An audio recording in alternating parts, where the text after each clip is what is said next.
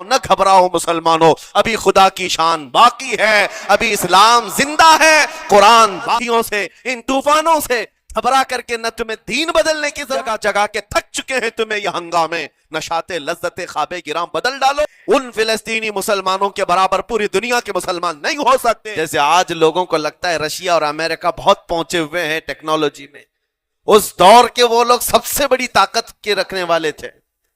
جب حضرت شعیب علیہ السلام نے ان کو اللہ کے عذاب سے ڈرایا تو کیا کہتے تھے؟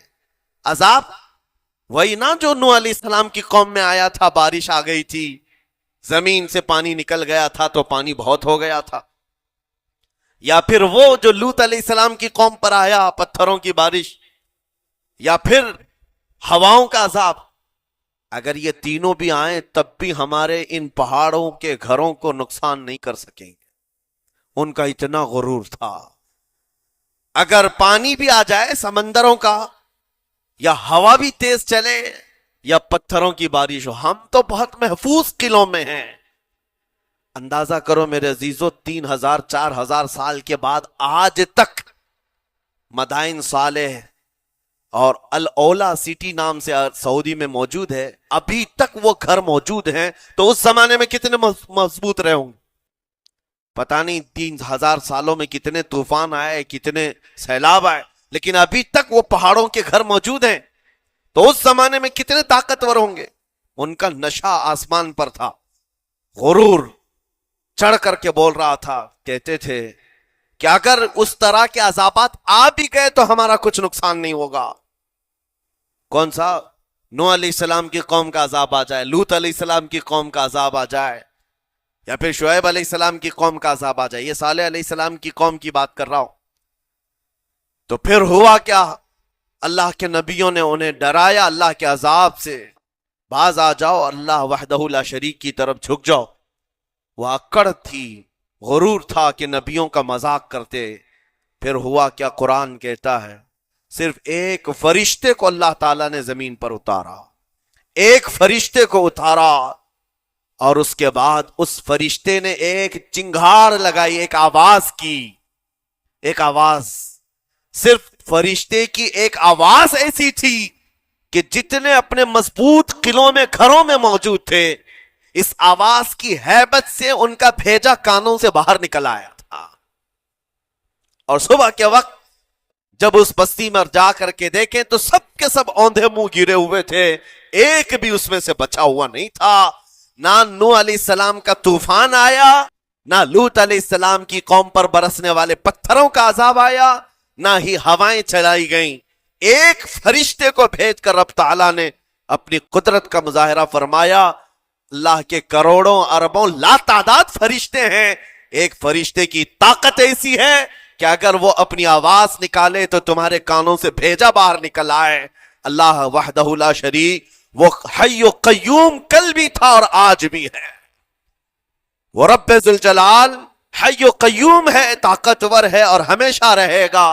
اور رب تبارک و تعالیٰ نے قرآن پاک میں فرمایا، آپ یہ آیت تقریباً 3 جگہ قرآن میں آئی، وَإِذْ نَجَّيْنَاكُمْ مِنْ آلِ فِرْعَوْنَ يَسُومُونَكُمْ سُوءَ الْعَذَابِ يُذَبِّحُونَ أَبْنَاءَكُمْ وَيَسْتَحْيُونَ نِسَاءَكُمْ وَفِي ذَلِكُمْ بَلَاءٌ مِّن رَبِّكُمْ عَظِيمٌ۔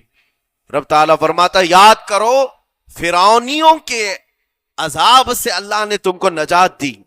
یہ بنی اسرائیل کو کہا جا رہا ہے کہ فرعونیوں کے عذاب سے، کہ فرعون اور اس کے لشکری اس قدر سخت سزائیں دیتے تھے موسیٰ علیہ السلام کی قوم پر، ایمان والوں پر، بنی اسرائیل پر۔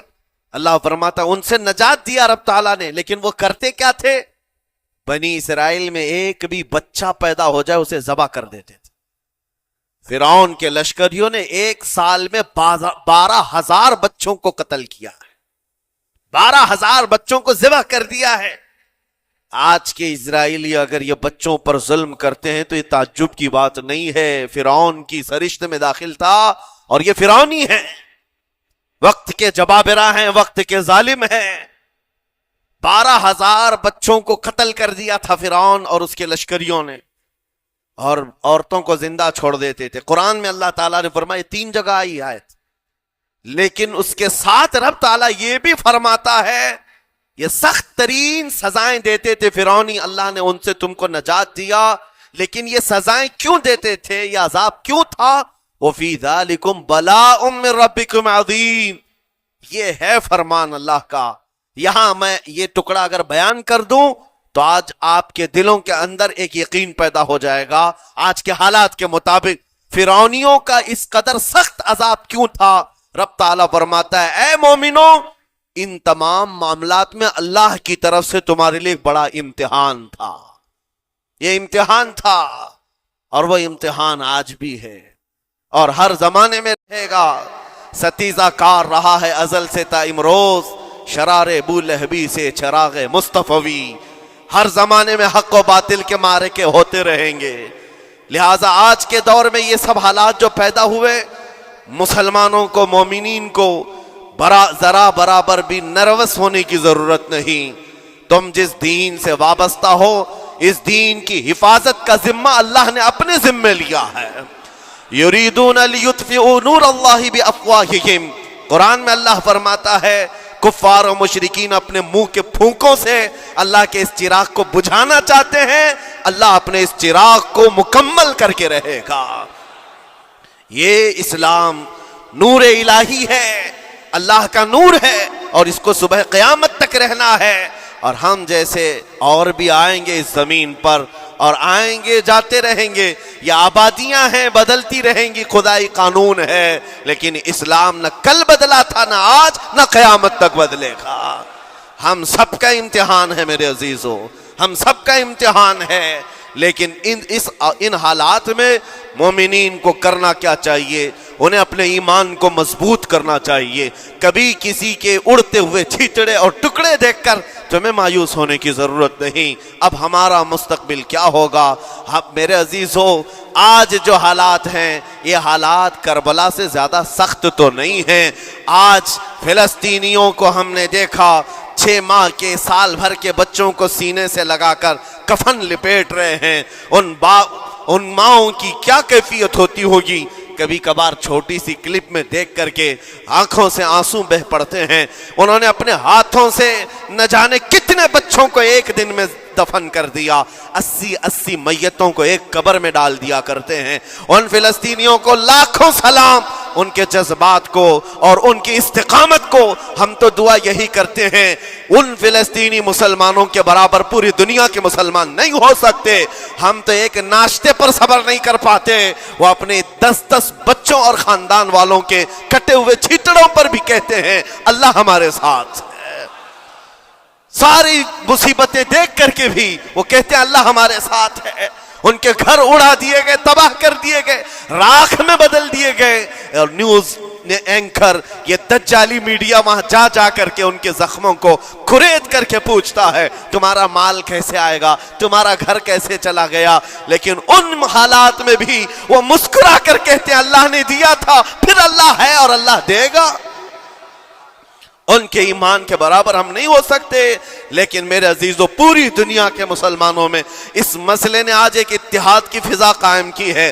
اگر ہمارے درمیان آج بھی اتحاد نہیں ہو سکتا تو پھر میرے عزیزو شاعر نے سچ کہا تھا جگہ جگہ کے تھک چکے ہیں تمہیں یہ ہنگامے، نشاط لذت خواب گراں بدل ڈالو، غلط روی سے منازل کا بعد بڑھتا ہے، مسافر و روش کارواں بدل ڈالو۔ آج کے حالات تمہیں اگر نہیں بدلنے پر مجبور کیے تو پھر بتاؤ کون سے حالات تمہیں بدلیں گے، کب تم بدلو گے؟ لیکن ان حالات پر آج بعض لوگوں نے یہ کہنا شروع کیا۔ میں نے چند دنوں پہلے ایک آیت پڑھی تھی، ایک بیان میں کہا تھا اللہ قرآن میں فرماتا ہے هو الذی ارسل رسولہ بالہدی ودین الحق لیظہرہ علی الدین کلہ، وہ اللہ ہے جس نے حق دین کے ساتھ اپنے رسول کو بھیجا ہے اور ہدایت کے ساتھ اپنے رسول کو بھیجا ہے۔ کیوں بھیجا ہے؟ لیظہرہ علی الدین کلہ، تاکہ وہ رسول پوری دنیا پر یہ دین غالب کرے، یہ دین غالب آئے گا۔ تو بعض مجھ سے کہنے لگے مولانا سٹیج پر بیٹھ کر چلاتے ہو، کہیں کرسیوں پر بیٹھ کر کہتے ہو کہ تمہارا دین غالب آئے گا، تمہارا دین تو آج ٹکڑے ٹکڑے کیا جا رہا ہے، کوئی کچھ نہیں کر پاتا۔